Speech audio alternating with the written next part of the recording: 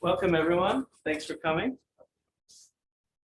This is part of our visiting author series at Writers and Books. My name is Dan Hurd. I'm the Director of Adult Programs.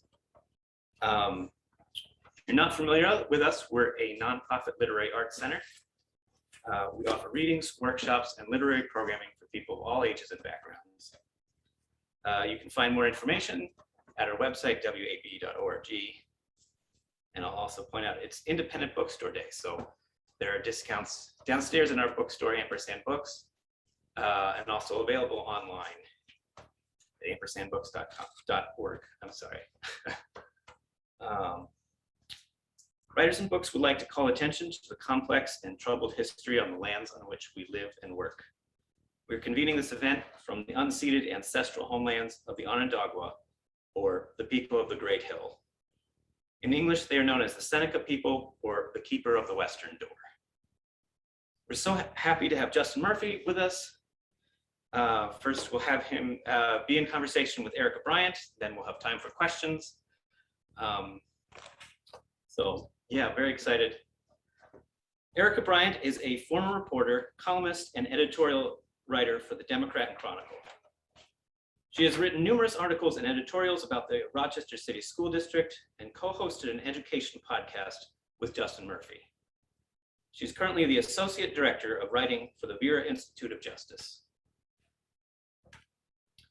In Your Children Are Very Greatly in Danger, veteran journalist Justin Murphy makes the compelling argument that the educational disparities in Rochester, New York, are the result of historical and present-day racial segregation. Education reform alone will never be the full solution. To resolve racial inequity, cities such as Rochester must first dismantle segregation. Justin Murphy covers education in the Rochester area with an emphasis on the Rochester City School District. He has worked at the Democrat and Chronicle since 2012, and before that was a reporter for The Citizen in Auburn, New York. He grew up in Penfield and attended the University of Chicago and the S.I. Newhouse School of Public Communications at Syracuse University. Justin and Erica, thank you so much for being here. Thanks, Dan. Yeah, I'm going to turn it over to you. Are we supposed to swing this back and forth? Or is this just fine? Yeah, you can pass it back and Okay, forth. great. Yeah, it'll come off there. Oh, okay, good. Yeah. All right, well, thanks everybody for being here. I'm going to turn it right over to Erica, but I'll just say it first that, as Dan said, Erica and I worked together at the DNC for a long time.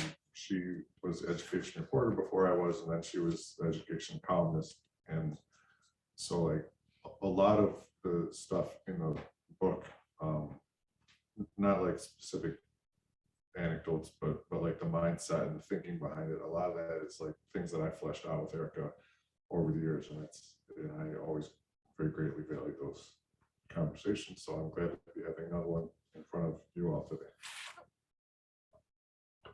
Well, thank you. And thank you all for coming on this really sunny day. I'm glad that you still are deciding to sit inside with us and talk about Justin's really important and very, very well reported book. And I'm not just saying that because he's my friend and former colleague. I really think he's done a great service to Rochester and to just the way people will think about education, hopefully, and why schools are the way they are.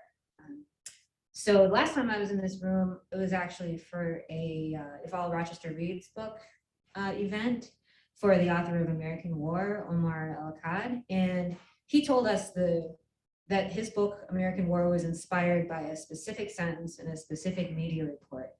And it was kind of like a lightning bolt moment. So my first question to you is, what was the moment when you decided that this was an important book that you wanted to write? Was it sort of a slow building of things as you were reporting, or was there one instance or one article that you wrote where you said this has to be a book? I didn't have a lightning bolt moment.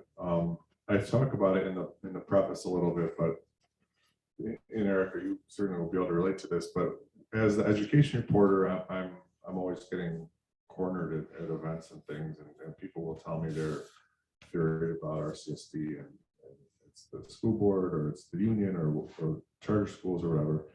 And so like I I have spent a lot of time reporting on all those things, thinking about all those things, and it became apparent to me over time that like those excuses, even if you sort of stack them together, couldn't explain what's the matter with RCSD. Number one, because those are all local effects, and we see the same essential dynamic in every metropolitan area in the country. And number two, because those effects in education are mirrored by the same dynamics in healthcare and job access and everything. So I was kind of like thinking like there's got to be more to this, and my inclination is to look at the historical record. So I looked there, I couldn't particularly find anything. I would say the closest thing to a lightning bolt moment, and I don't remember if I had already sort of started thinking about the book at this point, but I don't know, 4 or 5 years ago, maybe 3 or 4 years ago, the Rock the Future and the mayor had a big splashy press conference, and they said, this is where it stops. We're gonna address education. We're gonna do whatever it takes. Anything's on the table. They kept using that one phrase. Anything is on the table to make like systemic change. Like they used all the keywords. But like it was super hard to pin them down on what they were actually going to do, like what the actual plan was. And then I said, because we have reported often on how Rochester is one of the most segregated places in the country, I said, when we say everything's on the table, does that mean approaching the suburbs in any way at all? And they said, well, no, that's not what we're talking about. We're not do things that don't have any chance of success. Cheryl also said, we're not trying to inject broken systems into good ones. And that for me, like really crystallized it, that we use this language about in school reform, like we're going to do anything. We have like this whole wide range of tools, but in fact, it's not a wide range of tools. It's a very constricted range of tools. And it's only things that take as a given that the schoolhouse is going to be segregated. So we'll either give the teachers more money, or we'll lay off the teachers, or we'll empower the school board, or we'll disempower the school board, or like give vouchers or whatever. But it's all tinkering around the fact that the kids are going to be 90% Black and Latino, 90% poor, high levels of special ed and English language learners and all that stuff. And that's just how it is how we've taken it. And so that solidified for me, like, surely we got here somewhere, and there's got to be more context to that. And I was so excited about asking the first question that I forgot the actual order of the ceremony, which is that Justin is supposed to read an excerpt from his book. And so I thank you for bearing with me as I pass the mic back to him and ask for an excerpt from Your Children Are Very Greatly Endangered. Well, that actually worked out okay, because I kind of summarized the first half of what I was going to read. So what I will read though is, this is from the preface, and it explains the title, Your Children Are Very Greatly Endangered. So I'll read this quick part, and then I'll talk about it a little bit more. So I pick up here, having discussed the value of racial integration. I say this approach constitutes not simply a rescue mission for Black city children, but a rethinking of public education everywhere. Parents of children in well-regarded school districts may find this unnecessary, but though the harm done to Black students through 200 years of segregation is obvious and easily observed through nearly any metric, white students have by no means gone unscathed. It was this psychic harm that James Baldwin had in mind in the 1964 essay from which this book takes its title. In it, he addressed white parents directly about the insidious effect of racial separation on all children, in particular their own. I know you didn't do it, and I didn't do it either, but I am responsible for it because I am a man and a citizen of this country, and you are responsible for it too, for the very same reason. As long as my children face the future they face and come to the ruin that they come to, your children are very greatly in danger too. They are endangered above all by the moral apathy which pretends it isn't happening. This does something terrible to us. Anyone who is trying to be conscious must begin to be conscious of that apathy and must begin to dismiss the vocabulary which we've used so long to cover it up. lie about the way things are. So that really grabbed me. I like how the syntax is weird because it kind of knocks you off balance. I like the word danger because we often think of segregation as like a chronic thing that like we just deal with and it's not great, but it's okay. And I think that it's more severe than that. And I like that he was explaining that, using that phrase in addressing white people, which is absolutely true, but is also counter to what we normally think, which is that like white people won segregation and it's the black kids who are in danger. But in fact, both of those are true, and that points to the need to like think of it as a more universal, in a more universal way. Thank you. Since we're at writers and books, I'm thinking that there may be some in the audience who may be writers themselves. And so I'd like to ask you a question about the process by which you did the extensive research that was needed for this book, and sort of actual how you found one specific thing. So on page 27, there's a quote. There's a mention of an unidentified Black father who, quote, asked for tax relief as long as his children were barred from common schools. And so when I read that, I thought to myself, and then the footnote identifies that it was, that it appeared in the Daily Democrat in August 11th, 1849. And I thought to myself, how did Justin find this? And then you mentioned using like the North Star and other older newspapers. Now, if you could just talk a little bit about how you went about the research and, you know, how many North Stars did you read? And if you can like tell me, how did you find the specific passage? That specific passage and many, but not all of the ones from the 19th century there's a few secondary sources on the 19th century, like in the notes, there's a pretty good, one or two pretty good kind of overviews of school desegregation in the 19th century in Rochester. And they did a pretty good job of catching most of those. I did look through, I guess, all of the North Star. The funny thing about the North Star is that it was so important and it has such an outsized place in our imagination, but it only actually ran for like 2.5 years, I want to say. And like from the absolute immediate beginning, it was like he was having a hard time keeping it afloat financially without large infusions of cash, which thankfully newspapers have solved that problem and we don't have to anymore. But more generally, I would say that was a challenge because like since this framing of education in Rochester was new, there wasn't any real good pre-existing secondary literature that I could go to and, you know, for instance, mine for sources and that kind of thing. And in particular, in the chapters, like in chapter 6, I go through a lot of metropolitan ideas that have been floated over the last 100 years.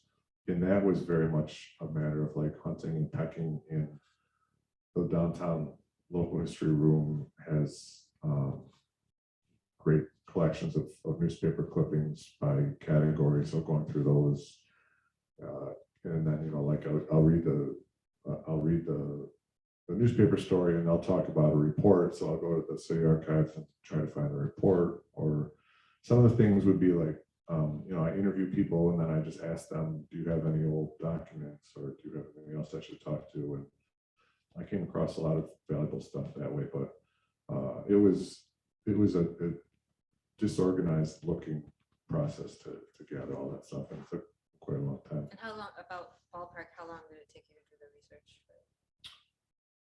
I was sort of researching and writing together at the same time, and I would say the whole process took, until I had like a final draft that could be edited, about 3 years, of which the DNC gave me a couple months off. I had maybe like 3 or 4 months of more or less uninterrupted time to work on it.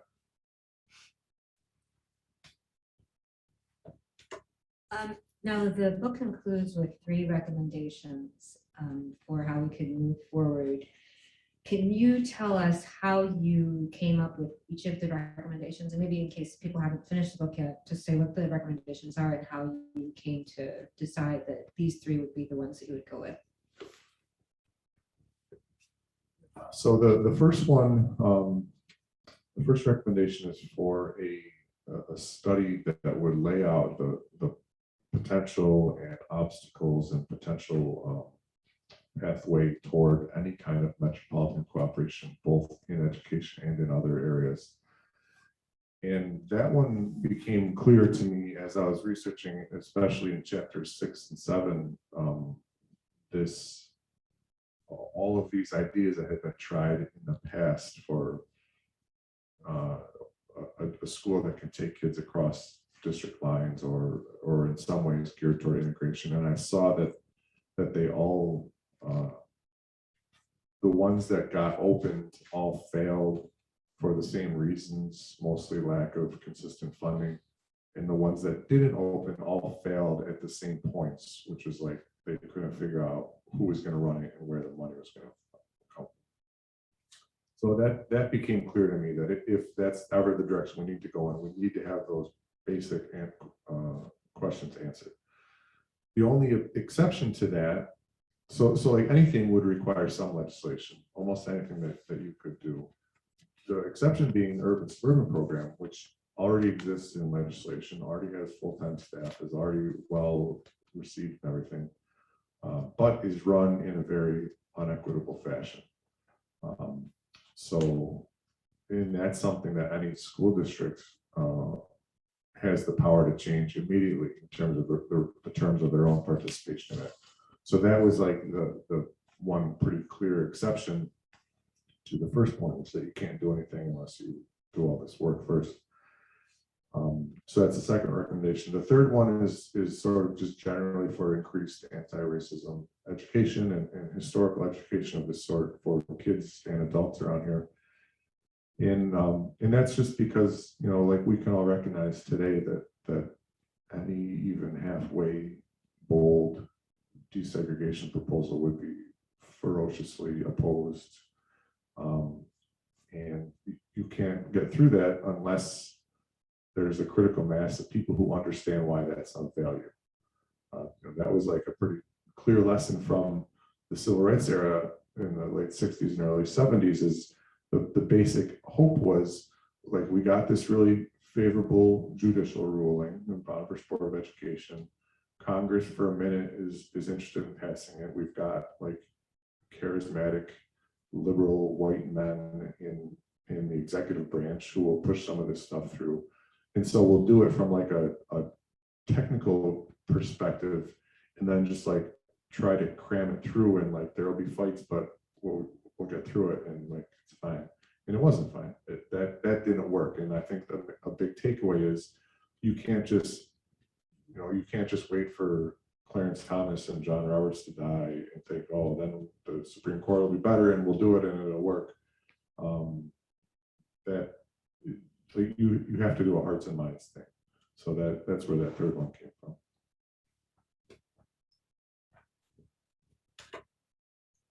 So, okay, so hearts and minds. Towards the end of the book, you have a quote from the mayor, Malik Evans, and I believe he was asked a question about, and he's been supportive of the concept of desegregating schools and having economic diversity in schools. But then when he was asked directly, he said basically, quote, never going to happen. And so as far as hearts and minds, and that's a sentiment that I have also heard from many African-American leaders, where it's like, yeah, this would be ideal, but it's just not going to happen. This is the United States, and we have to understand where we are, and it's not likely to change. So as far as changing hearts and minds, like what do you think can be done to address that attitude from people who have experienced, you know, centuries of racism and dehumanization? Yeah, they're not wrong. They're not wrong to feel pessimistic about it. I would say two things. The first one is I don't think it's misplaced to have optimism in the idea that if kids learn this stuff as part of their regular curriculum in schools, that will change their perspective. You know, you and I and everybody else in this room didn't learn anything about anything in terms of these things, you know, and like forget like, you know, subtle points around redlining or whatever. Like, I don't think when I learned about Christopher Columbus, I ever learned that that was like a complicated situation, you know? I mean, that's actually very powerful to empower kids to think about that with the help of adults, teachers who are trained in doing that. So I think that is where I find optimism. That being said, I don't know that I would disagree with Malik when he says never going to happen. I think more broadly, when historians look back at the United States of America 1,000 years from now, they will observe that it was a country founded on these very progressive, admirable sentiments and ideas, and that happened on land that was stolen and was built up through labor that was forced and stolen. In the question, like when someone looks back and says, did the United States work or not? The answer will depend on whether we ever managed to reconcile those two things in any way. And if we do, then I think that we'll somehow muddle through to something like what I describe in the book, an integrated education system of some kind. And if we don't, then Malik will have been right for reasons that like we're all familiar with.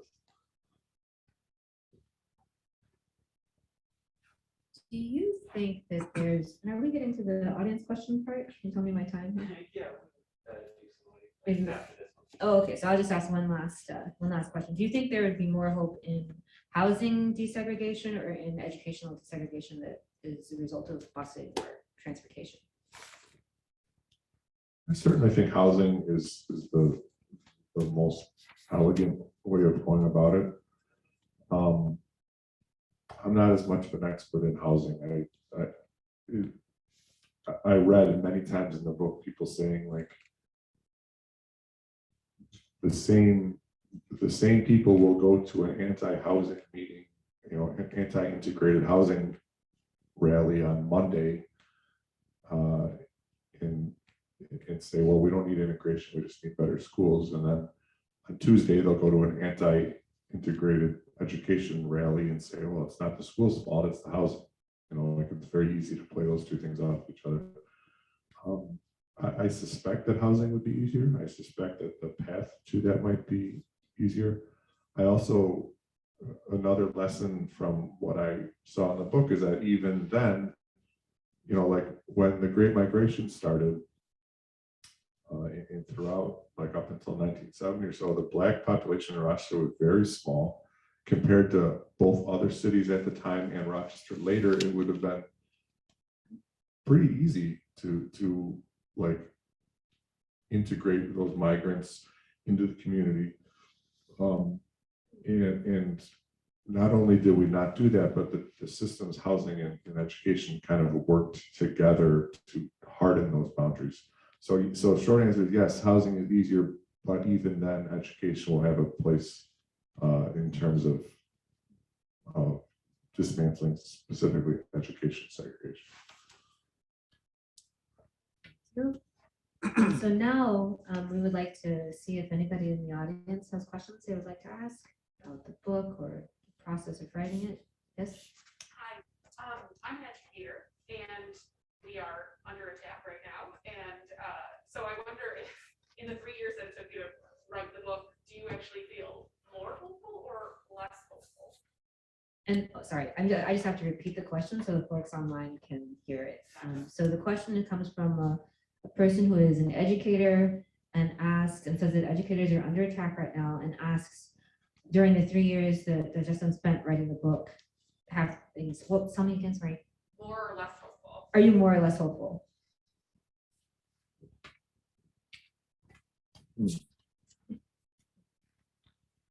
I don't know if I've changed in terms of how hopeful I am, but what I will say about the anti-CRT thing is that the only reason that has blown up so much is that those people have identified correctly that there is a growing number of families and educators who recognize the need for a retelling of our history, for a different way of raising our children, and they find it threatening. And so it makes sense that there's a pushback. I think it's better to have that pushback out in the open and be talking about this than just to than if that movement had never happened in the first place. And that's uncomfortable for the people who are in the middle of it. I certainly understand that. But it's also true that nothing has ever, no racial progress has ever been made in the United States without fighting and unpleasantness and pushback. So I don't take that as a deal breaker, like, oh, they're mad that we're teaching that white people are bad, so I guess we shouldn't do that anymore.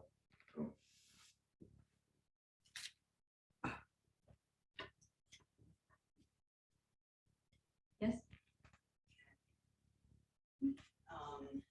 I think we're in different places in our lives, in age-wise, and so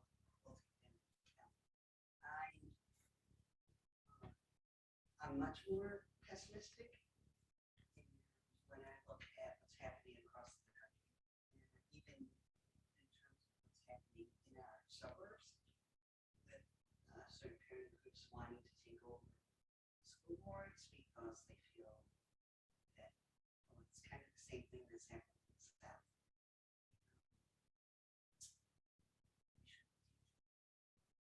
Certain things. You want kids to get sad, so it's racial, whether it's sexual, whatever, gender. This is the third time I've heard you, and I find it fascinating. I grew up in Rochester, and talked about the history of redlining and protests and so forth. I am personally shocked that I did not know this back then. The newspapers didn't report it. I don't remember seeing it on TV. But in terms of what's happening in this, schools now, how can you, I feel pessimistic, optimistic, but can you convince me to a little bit more optimism as I age out?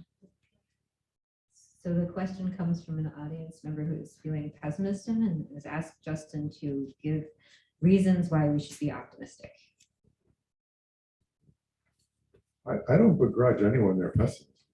I understand it, but I would say, so like these groups that are trying to take over the school boards, for instance, they all lost last year in the election. The school districts, all the superintendents signed that thing where they said they're committed to this, and you can take some of those promises, more seriously than others. That's, I think, always going to be a 2 steps forward, 1 step back kind of thing. But none of them have retracted what they said. I've heard from a lot of teachers who have said how difficult it has been for them to commit to anti-racist or culturally responsive curriculum. But they mostly all have told me that they're continuing to do it.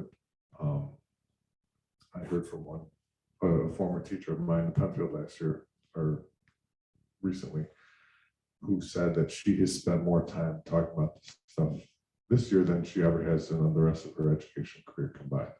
So again, I think a lot of the pyrotechnics that we see around people storming school board meetings and whatnot is a response to actual change that's being done. And I think, you know, like the work that I put into putting all that stuff in between these two covers means that like this isn't going to be hidden anymore. You know, like it doesn't matter how much people protest, like that exists now. Anybody can come get that out of the library and learn about that stuff, and it can inform them as a student or as a parent or as an educator. So, you know, I don't have a specific path to say, yeah, like clearly this is all going to work out great. It very well could not work out great. But I'm heartened to see that people's interest does not seem to be fading even despite opposition.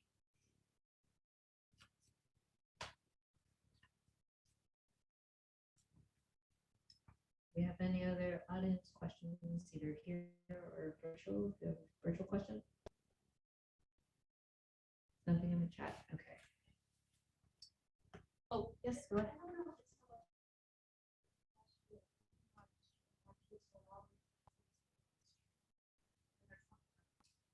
I think part of, I wanted to speak to the optimism part. The young people are on fire. We are going to age out. We're going to be gone. But the younger generation, they are. I think that you're going to become passionate in their drive. I know my kids were a minority going all the way through school. The housing thing, that's my question. Because I really feel like that's key. So my kids went to a city school where they were in the minority. And I wanted that. I purposely did that because I grew up as a minority. And but when it came to activities, the parent enrichment stuff that happened in the evening, it was so segregated. It was so confusing to me because, but I think it comes from where you live, because the kids were in poor neighborhoods that wasn't the home. And the kids were my school mates. Whiter neighborhood. They stayed and played together. But even on the evening activities, like you would look around the little gym and people were segregated. I really think it does have to do with neighborhoods. Because even with the lottery system where you're getting every city, it's a very stressful system, but in a way, it's good. Yes. You have that segregation. What do you feel about the housing? That's my thing, but how do you see it changing? And the question is about housing and how do we see housing changing? I think the short answer is probably allowing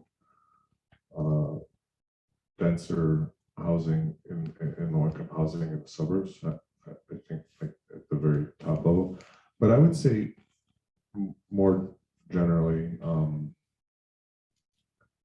a lot of the forces that have been so important in creating school segregation have I guess arisen unexpectedly. So like when we talk about redlining, there was a world war, and then there was a economic consequences, and there's a depression, and so they create all these federal agencies, and one of those federal agencies creates a set of maps, and it kind of like solidifies and sets in motion this enormously impactful housing segregation. But that was not like foreseen at the time. So I always sort of leave some hope for that notion that we can't necessarily foresee how things are going to go, but we can plant the seeds, like teaching our kids a certain kind of thing. And with housing in particular, I think it's safe to say that with climate change, 50 years from now, whether we like it or not, our society is going to be organized differently physically than it is now. So that inevitably will present an opportunity or a challenge of some kind in terms of housing access. And so like, however that process goes, and I couldn't even begin to hazard a guess at the track that will take, but know, like that's a thing where if we keep in mind, oh yeah, we're the most segregated city in the country, like we should maybe think about doing something about that instead of just accepting it as we do, then that can be an opening for change.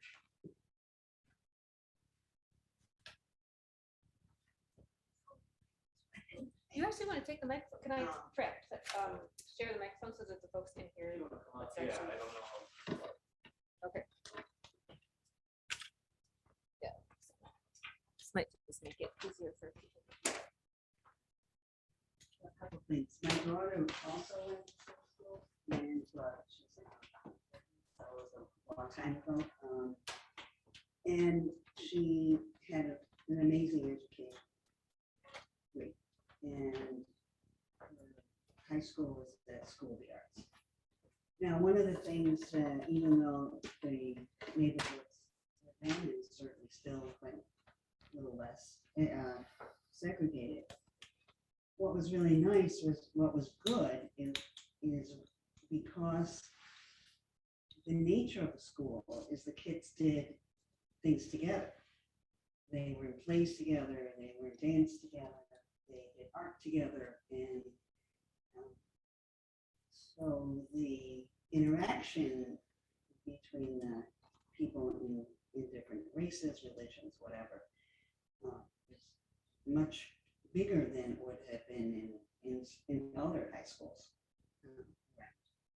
So I think that's a real lesson in terms of you don't have to go to a School of the Arts to have that happen.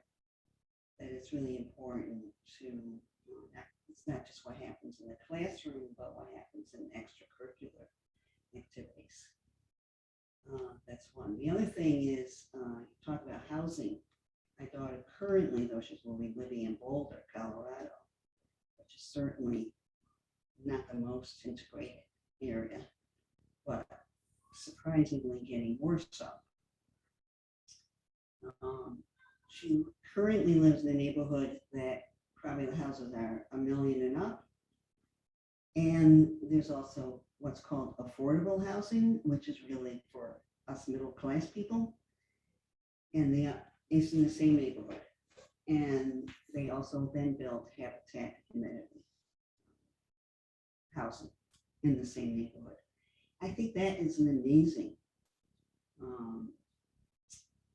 situation that I don't know if that would ever happen here.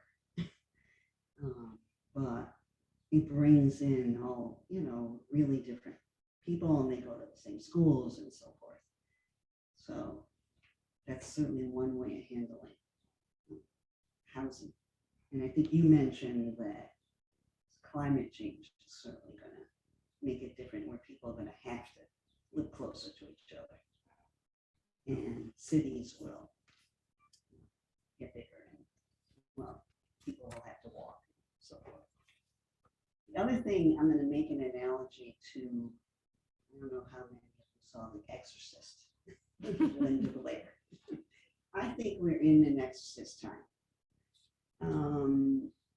I see that as people want it to change in a positive way, that's when the devil comes up.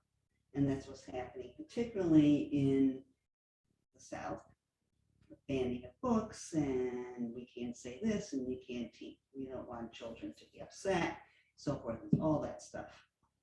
What's happening in Florida, Texas, so forth. I feel it's the work, and I'm not a religious person, so it's a metaphor. It's the work of the devil. And eventually, I think the rest of us need to, and you talk about that, need to do the exorcism. So hopefully someday, Linda Blair all the bile will come out, and she'll get settled down. And we'll live happily ever after.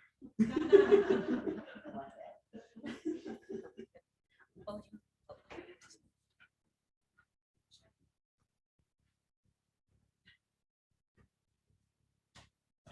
I'm also an educator in the city, and we do a lot of work with anti-racist curriculum, and we recently took our staff to the Rochester Science Museum. We did the Take It Down exhibit and the Underground Railroad, and our whole staff went. we're really embarking on this journey. We're all in a different progression. But what was neat is after I read your book, it's kind of like it comes alive. So Thomas James and Austin Stewart, like you read about them, wow, you know, like, so I was curious first, your collaboration with the museum. And then second, it seems like there are a lot of people that have the same mission. And is there a group that you're together, like Keisha James, Shane Wingard, and the museum? Are you in collaboration?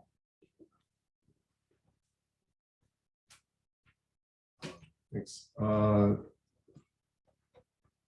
No, I would say no, not really. I've been told that there's a big display at the museum, but I haven't been to see it. I use their stuff quite a bit. They have all of Howard Cole's papers. They have some really useful stuff about the Puerto Rican community in Rochester. I haven't, but beyond using that stuff, I don't think done anything with them. But there is like I would say a loose network.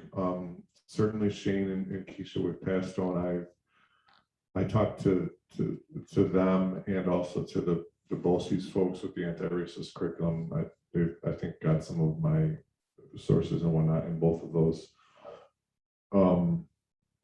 Joan Howard, who is her dad's stuff is at RMSC, she works with them, and she's got the teen empowerment kids working on doing stuff.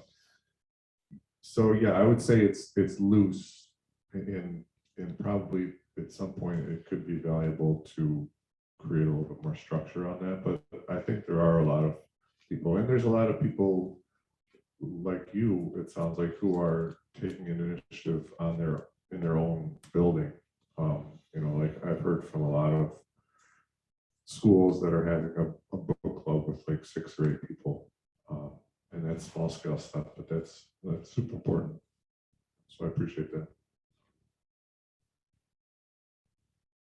Quick question from online. Do you see any hope for community schools based on focused interest, magnet, or rather than on housing? I see any hope for community schools in like a magnet setting.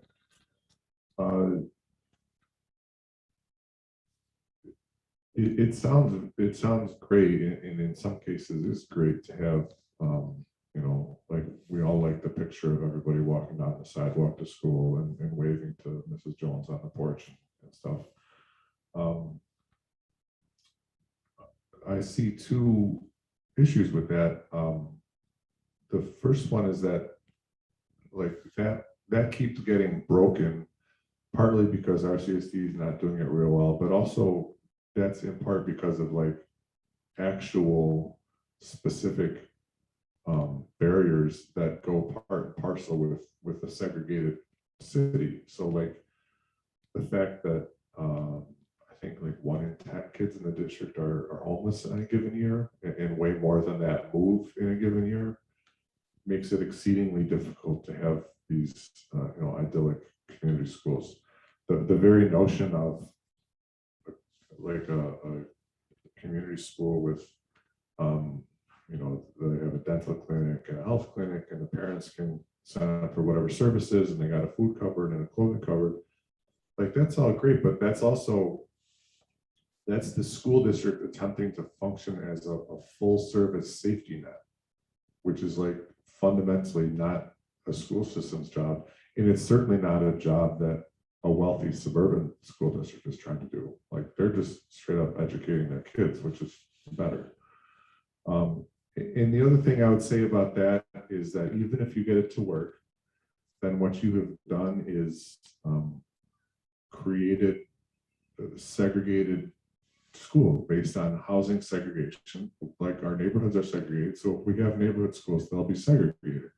That's exactly what the instinct was, or the movement was in the civil rights era, was to get away from that very thing, which is that you go to school in your house no matter what. There are benefits to that, and I certainly understand people who see that as a more promising route. But again, that's something where I would say at least let's put that on the table and say we recognize that we're pursuing segregated education that's like explicitly against the vision of Brown for supportive education. And yet we're going to do it, and at least be honest with ourselves about it.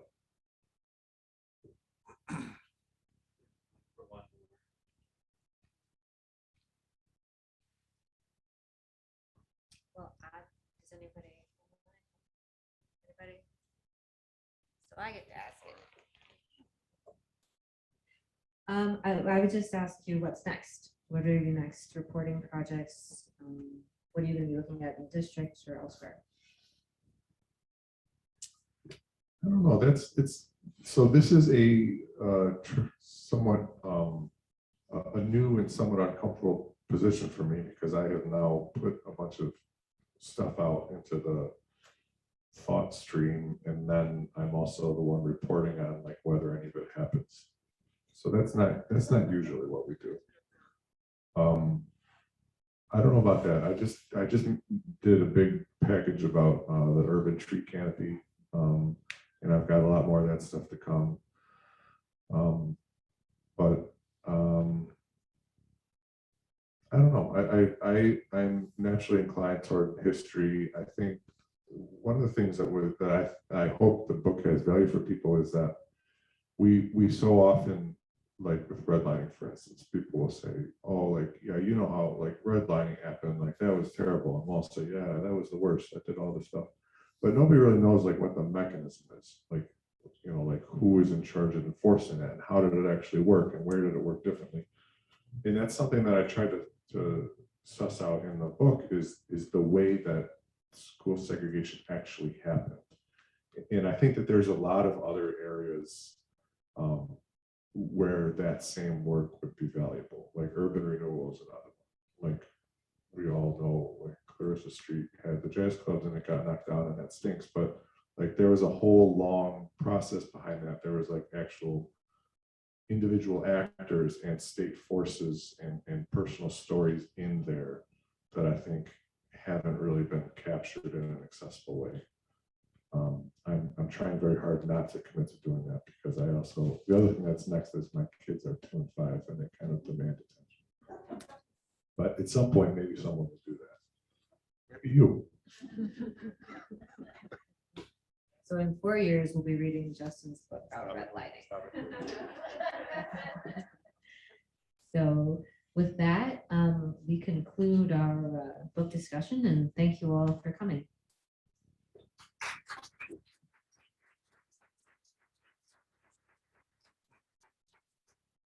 Thanks for coming. Buy the book. It's on sale downstairs. There are discounts. It's Independent Bookstore Day, so please hang out and browse. And yeah, thank you all.